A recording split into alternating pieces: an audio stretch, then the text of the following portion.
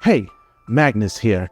Now last week I was at the TooManyGames convention and I was there exploring different video games and kind of getting nostalgic with all of the classic video games that they had on sale and then all of the games that we can play and a wrestling match that took place. Then I bumped into a few familiar faces and we went out to eat and have conversations, but then it got to the interesting point of us talking about Shenmue, of course, and what we believe will happen when it comes out. But then that brings up an interesting question. What if Shenmue IV was released today? To understand that, we have to go back in time, not just when Shenmue came out and everything that happened then, but what that time meant for storytelling and time in games. Now let's start with the cost. Shenmue was one of the most expensive video games ever produced, and it was on the Dreamcast. It pioneered dynamic weather, open world, and forklift racing. Yeah, forklift racing. But what really made Shenmue special wasn't the money. It was the philosophy behind it. Yu Suzuki didn't want to just make a game. He wanted to create a world without you. Most games, you're the center of attention. You're the chosen one. The galaxy depends on you. But Shenmue?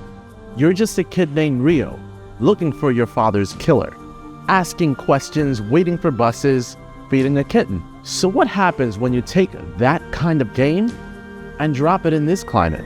Post-Elden Ring, post-Cyberpunk, post-Fortnite era.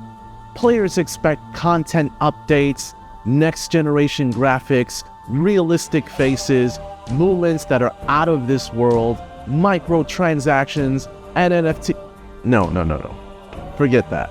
Would Shenmue IV need to adapt or deliberately resist adapting? And how would audiences react to Shenmue's glacial pacing? Ryo doesn't swing across rooftops or use a grappling hook to latch onto a dragon. He asks people if they've seen a man in a black car for hours. So Shenmue IV would get torn apart in today's TikTok economy. Or it could be something else entirely.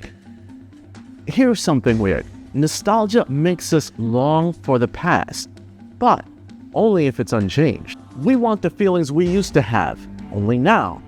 Faster, better, in 4K, with amazing voice acting.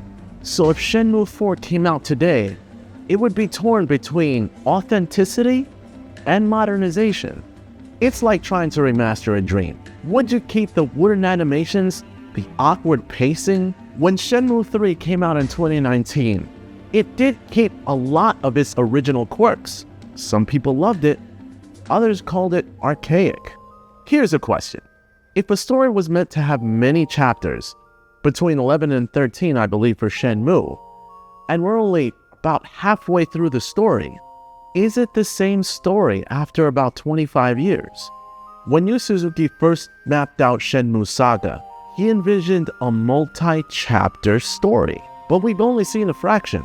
So if Shenmue IV launched today, it wouldn't just be a sequel, it would be a time capsule. A message from the past, finally delivered. But would we understand it? But here's the deeper question. Why do we want Shenmue IV? Is it a need to finally see Ryo confront Blondie? Or is it about us? Because Shenmue, more than most games, asks to reflect back to who you were when you played it. It asks you to slow down, to wait, to wonder, to listen. In a world addicted to speed and spectacle, what if a quiet, meditative game dropped? With no microtransactions, no open world checklists, no battle pass, just a story unfolding. Would we still have the patience? Will we still know how to play? Maybe Shenmue IV is years from coming out. Maybe not. And maybe when it does, only a small community will play it. But maybe that's the point, because some stories are meant to remind you that not everything needs to be. And there you have it. Thanks for watching. Make my day if you subscribe today. This is Magnus, and I'm out. Time to go forklift racing. Go!